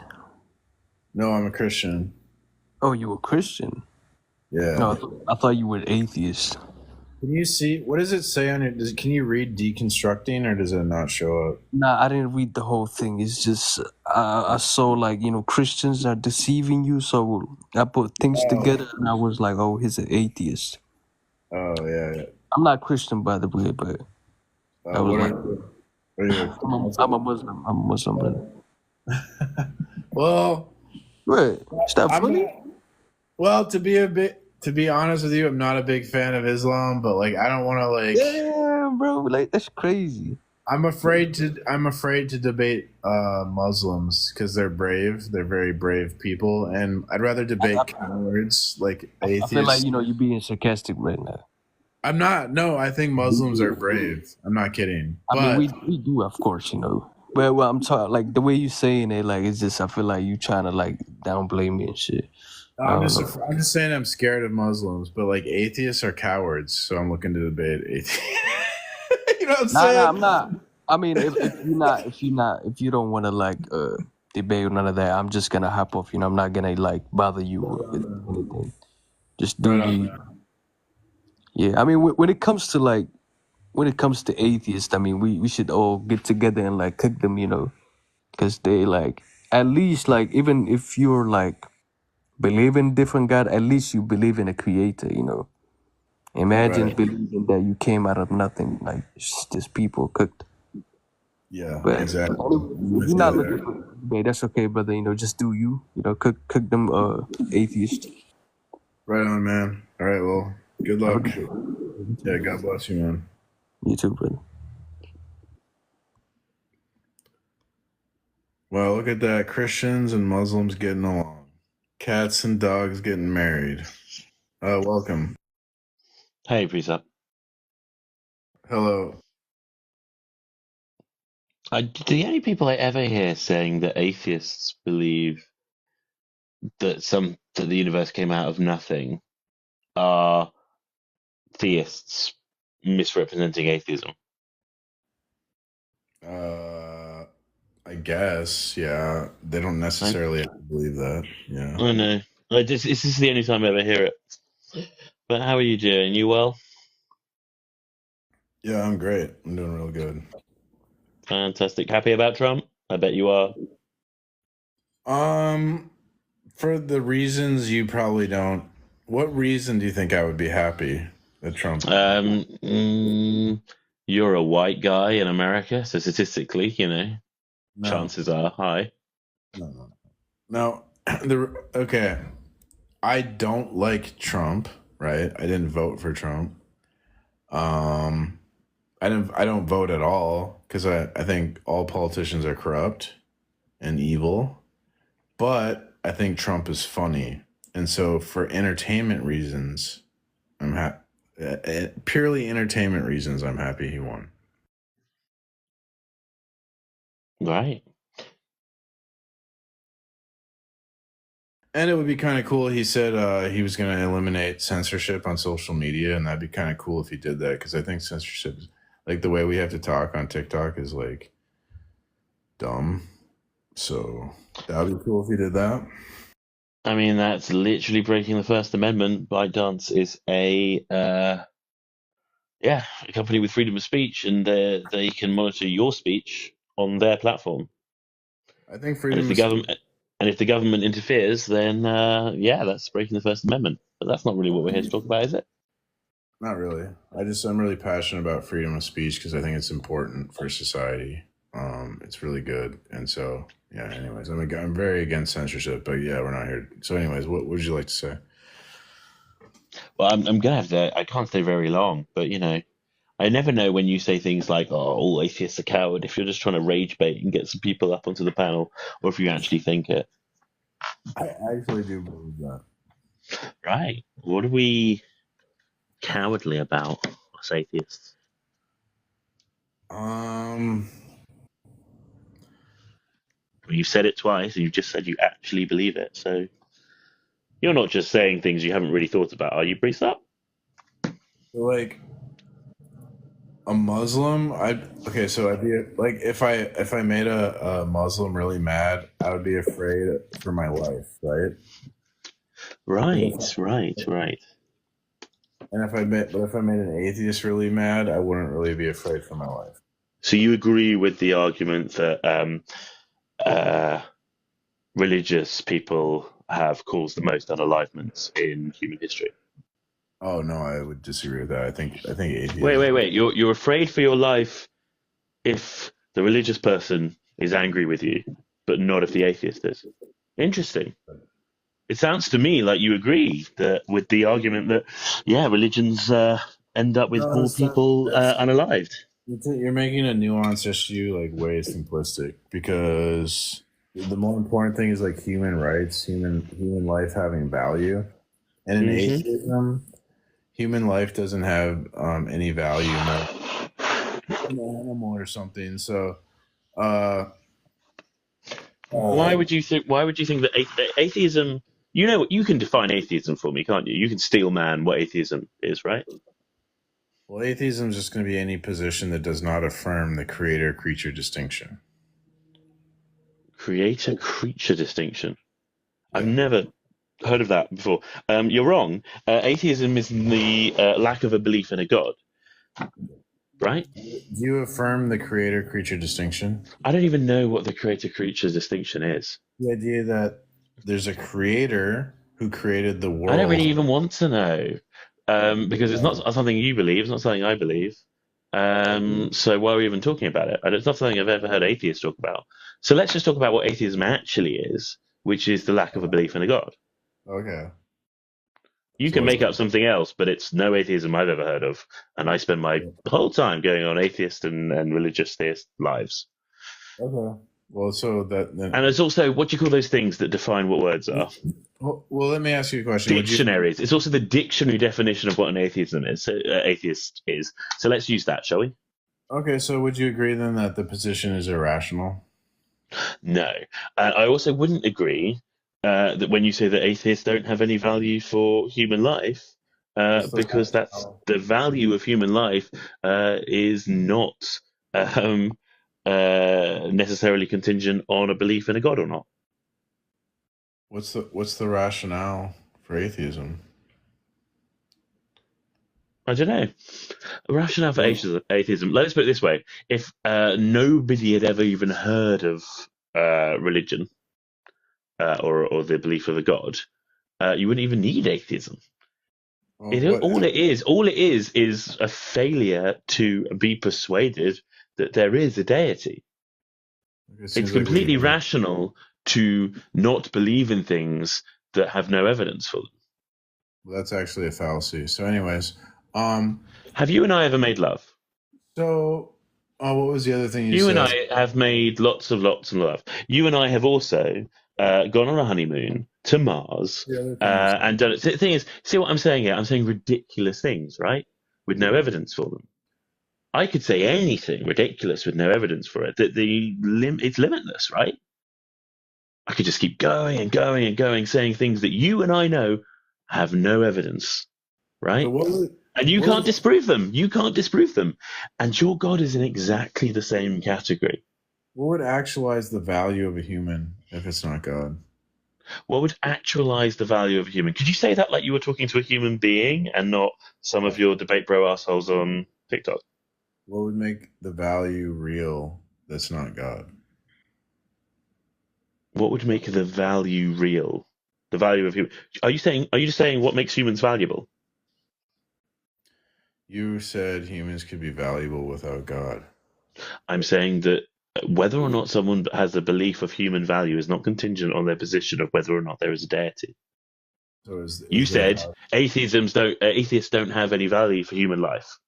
Is their value real or is their value fake? Their value. Who are you talking about? All humans? Humans, yeah, their life. What is the value of a human? The Bible says I could grape one for 100 shekels, or is it 40 shekels? I'm not sure. The Bible doesn't But that's say not the that. value of the human itself. That's just the value that your God sanctions for the essay of one. If you're gonna lie about the Bible, I'm just gonna, remove you. So I don't You can remove me. That's freedom of speech that you like so much. But I don't appreciate you lying about the Bible. You have freedom of speech to go on your TikTok and lie about the Bible. Exactly.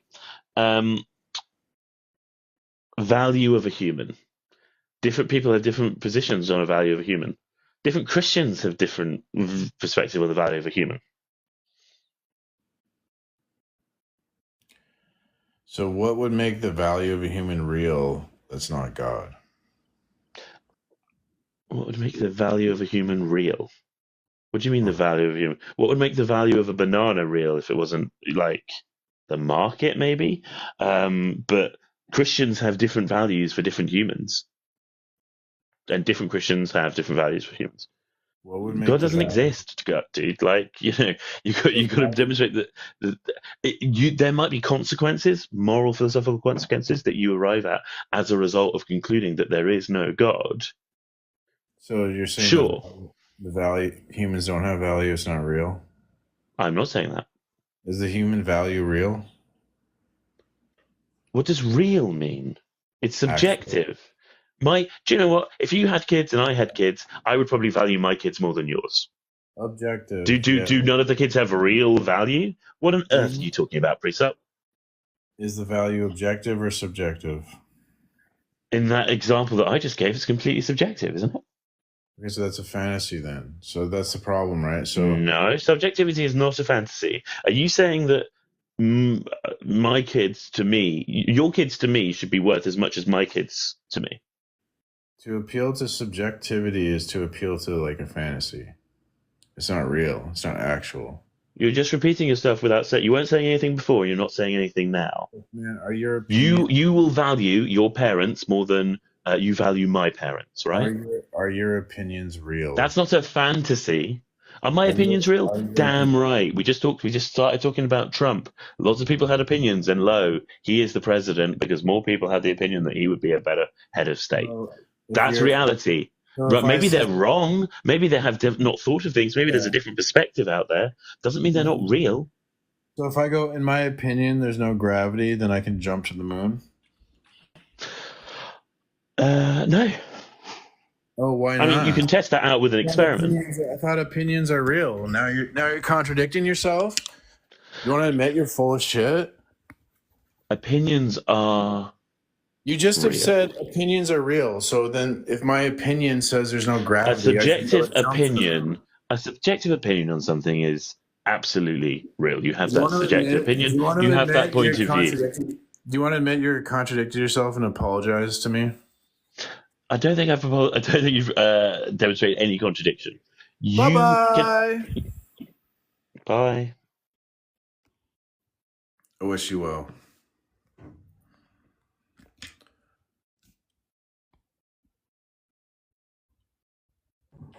Welcome, guest. Hey. Hello. Looking to have my atheism deconstructed? Oh, sure. Well, do you think you can rationally deny God?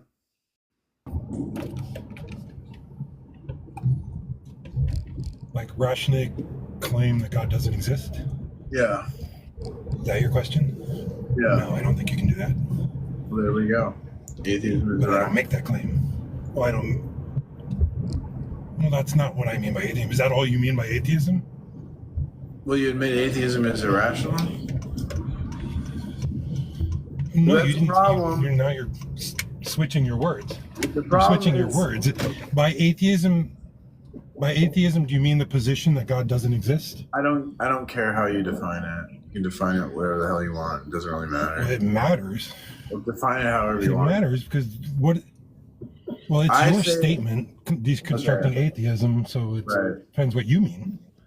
Doesn't matter. You can use any definition. So I'm going to claim that you can't rationally deny God. Do you accept that claim or not? By deny God, you mean make the claim that he doesn't exist? Yeah, can you rationally do that? Yeah. No, I do not believe you can rationally claim that God doesn't exist. But I don't make that claim, so... But I don't make that claim, so why do I care about that? That's not a... Atheism deconstructed. Okay, well... What claim do you make? By that definition, I'm not an atheist. By that definition, I'm not an atheist, so you're not critiquing my position. What claim do you make? That God is unknowable. Oh, okay. Whether he exists or not is unknowable. Do you think God Either claim is irrational. Do you think God is obvious and unambiguous? No, I have no information that would suggest God exists. No information I have access to suggests he exists. Is God obvious to you? Based on the way I'm understanding your question, none of the information I have access to suggests that God exists or doesn't exist either way. If that doesn't answer your question, then I don't understand your question. I'm asking you, I'm saying God's the elephant in the room. The elephant in the room. Everyone can see the elephant. You can't deny the elephant, right? Do you think God is obvious, like the elephant in the room, to you?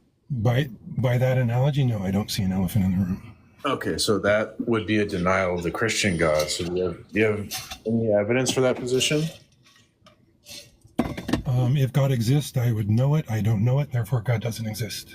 Okay, so how did you determine that you don't know God? Direct introspection. Well, I don't believe you. Okay, so how does anything exist independent? How did you determine that anything can exist with independence of God? I haven't made that claim. Yes, you have. Do you think God's necessary for something to exist? Not logically necessary, metaphysically, I don't know. I have no position on the metaphysical possibility of things existing without God. Do you necessarily reference the necessity of God when you talk? Necessarily reference? No, I don't at all reference any kind of necessity of God, no. Okay, so that means you don't think God's necessary, but from a Christian perspective, we define God as necessary, so you've now denied Christianity. Okay, necessary in what? Necessary how did you determine that? How did you determine the Christian God? Necessary in what modal? Necessary in what modal domain? In a transcendental necessity. So all modal. I don't know what that means. It's necessary for like prior to logic. It's necessary for logic. No. Logic is a function of the mind. No God's necessary for that. Logic is something else by. Unless you mean something else by logic, you'd have to explain what you mean. I understand logic to be a process of the mind. Is correct thinking about the world. What does correct thinking mean? That the concept connects to the state of affairs. Any state of affairs or the mental categories align with the physical categories. Okay, but are you talking about any state of affairs or some domain of state of affairs? Any state of affairs, yeah. Then no, I can know the state of my own mind without any reference to a God. Right, so you're denying the Christian God. So how did you determine that things can exist?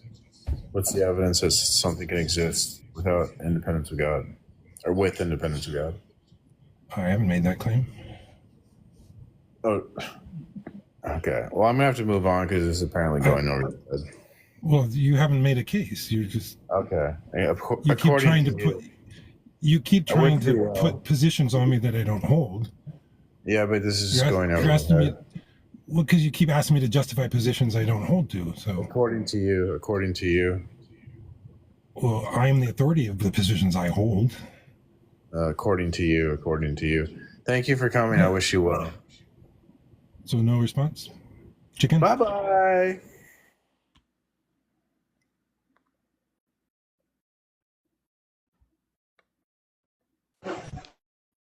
Welcome. Exactly. Another victory.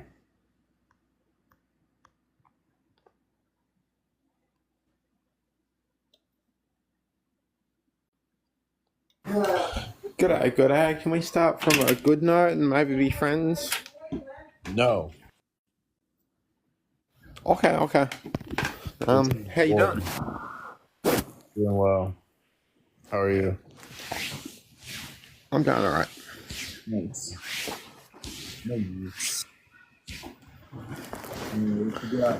So why are you an atheist? Are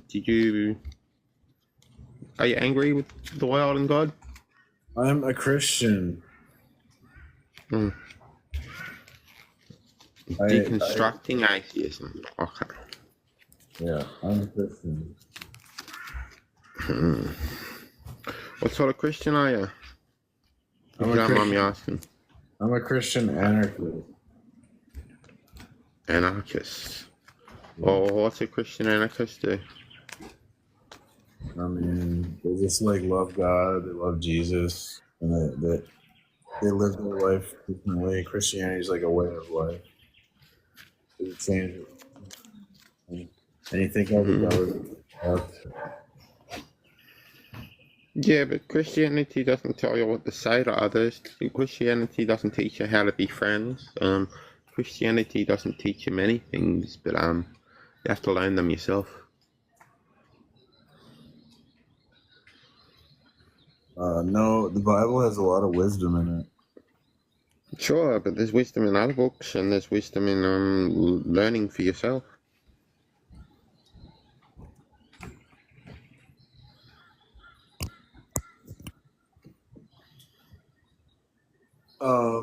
Only because of God. Without God, we wouldn't be able to like learn it. Who was the first person to learn how to make a light bulb? What? Who was the first person to learn how to make a light bulb? Now so many know how to make a light bulb. Is it Edison? I don't know. Yeah, I think it was Edison or Einstein. No, it wasn't Einstein. It was Isaac Newton, I think. Might have been Edison. So what does that have to do with anything? Yeah, Edison invented a lot of things, though. So do you accept God as your creator? Of course. Okay. So are you a Christian? I'm something of like I love the denomination of such. I just go by like the core foundations: love and respect, never hurt, and stuff like that. Okay. Well, I'm just gonna kind of debate with this. So, do you mind if I like move on? Atheists have something to a standpoint where they've rejected God, where they've rejected people because they've been mistreated in life. How are we to treat them better rather than saying, oh, because you're atheists, you're worthless? Yeah, instead say stuff like, hey, do you want to be a better friend? Something, something. Do you want to have good cheer and good chats and all of that, rather than cramming down their throat? They don't like the idea of God because this world is, or was, and has been like Bro, I'm awful to them. trying to do debates here. Like, what are you doing? Like, why are you ruining? If you're all about love, why are you ruining my vibe? I'm Well, I'm trying to bring love to an atheist as well as a Christian. You're ruining the vibe, bro. That atheist might be your best friend if you come about it in a different way. Bro, I'm trying to. Debates are not about being friends. It's a game. In the game. Okay. If you a love debate me, game. you're being not loving right now. How do we bring an atheist to Christianity with a debate? I'm not feeling any love from you, dude. Yeah, just like move on. I love you. All right, Yeah. I'll leave you to. See ya. All leave right, you to it. Or whatever you believe in, boys.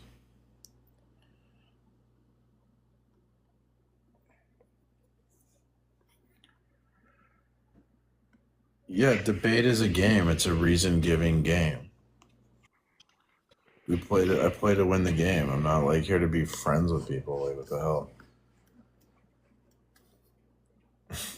Isn't like, hey, I'm lonely and I want a friend. Let's all, kumbaya. Yeah, okay, you can think I'm a bad debater. That's fine. I don't care. Welcome, guest. Hello. Yeah, welcome. Can you hear me? Yeah, you sound really good. Oh, great. Yeah, so you're deconstructing atheism. So you're a Christian, I assume, based on the live notes here. Yeah, and what made you come to the conclusion that your God exists? The transcendental argument for God would be like an objective proof of God, but I find that like non-believers tend to like believe things based on emotions rather than like logic or evidence. So to like convince people, I'd probably use an emotional argument, but Emotional argument? Yeah, but I also have an objective, like a logical proof that atheists, whenever I present my logical proof, atheists just pretend like I'm not making an argument. Okay, what is your logical argument, or your logical proof, rather? It's a transcendental argument, and so it's a presupposition? A transcendental argument will say, take a fact about our mental life. Like we'll say the fact that we have knowledge, for example, okay? And then I'll say what other like non-mental fact has to be true for me to have knowledge? And then we argue that like, the Christian worldview has to be true for me to have knowledge. The Christian worldview. So did God reveal himself to you in any way, shape, or form? God reveals himself to everyone through natural, special revelation and the fact that we're made in his image. Okay. And what's the source of this, God? What's the source that I can turn to get to know this God better? Well, like the Bible. Okay. So that is the Bible the direct words of God, or at least the inspired words of God? Yeah, it's the inspired word of God. We would consider it the word. So that would be God is the independent, omniscient author behind the Bible. Therefore, the Bible must be infallible in its own design, correct? Yep. Good. But there are contradictions in the Bible. Oh, yeah. So how are you going to say, like, from what position can you talk about contradictions? So, what like, position? I don't have to have a position. Well, you have to. Yeah, logic has to be true to talk about a contradiction, right? I agree, but Okay, I so don't you. need a basis for logic. Well, if All you're I gonna need to tell do me, is. well, Sorry. hold Sorry. on, hold on. If you're gonna tell me there's a contradiction in my book, you're gonna have to explain, like logic first. Okay. How do you explain So, logic? yeah, let me explain the logic here. So, in Matthew 8, verses 5 and 6, and Exactly. Luke verses Exactly. 7 and 3, You can't. Matthew is saying that, hey guys, Jesus went to Capernaum, and this lady came to him asking for help. Luke is saying, no, no, no, no, no, no. The lady Why is sent it wrong to friends to ask for contradict? help. So Why that's is a it wrong? contradiction. Why is it wrong to contradict? Why does it matter? Who cares? I Yeah, don't care. because if God is the independent, omniscient author behind the Bible, and there are things that contradict itself, that mean God would contradict himself. Therefore, Let's get, God is illogical and what? doesn't make any No, no, sense. no. But like from your point of view, like what would be the objective standard to say that it's wrong to contradict? What would be my objective standard? So Yeah. even if I didn't have one, is it right to contradict? If you don't have an objective No, standard no, to no, no, no. say That's not what I asked. Even stop, if I don't have one, is it stop, right to contradict? stop. If you have no standard by which contradictions are wrong, who the hell are you to talk about contradictions in my Bible? Okay. You can't even tell me contradictions are wrong. So is it You're wrong? in no position to criticize me. Is it wrong? You're in no position to Is it criticize wrong? me. Okay. If you can't explain logic, then I'm not going to even talk. You have to account for logic, and then we can talk about the contradictions. Oh yeah, thank you, Slade. I think I win. But anyways, Okay, bye you bye. can think that because in your worldview, everything's a fantasy, anyways.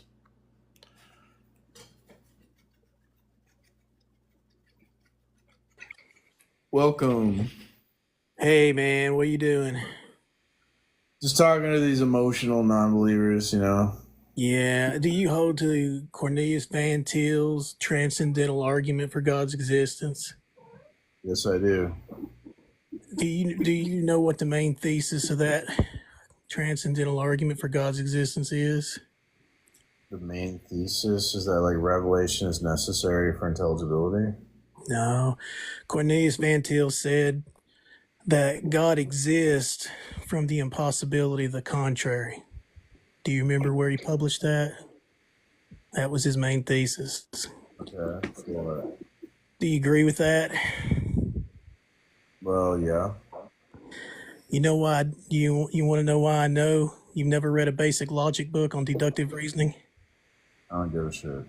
Well, you're going to hear it because contraries can both be false, and so you can't prove anything exists from the impossibility of the contrary. Van Til didn't understand basic logic, and that's why he was a dialectical theologian of paradox, aka neo-orthodox. His teachings are satanic. Van Til held that the Bible is replete with irreconcilable paradoxes, aka contradictions. He was a basic. Preach. What a unique person.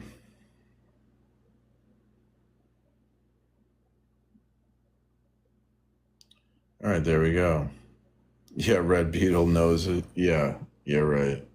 He doesn't know what he's talking about.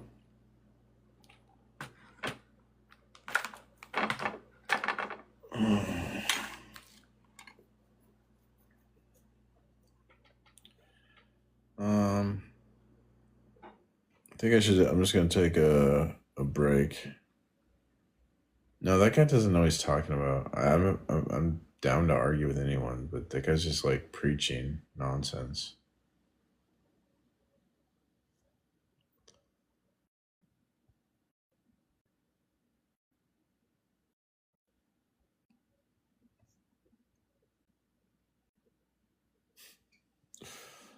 You guys are funny.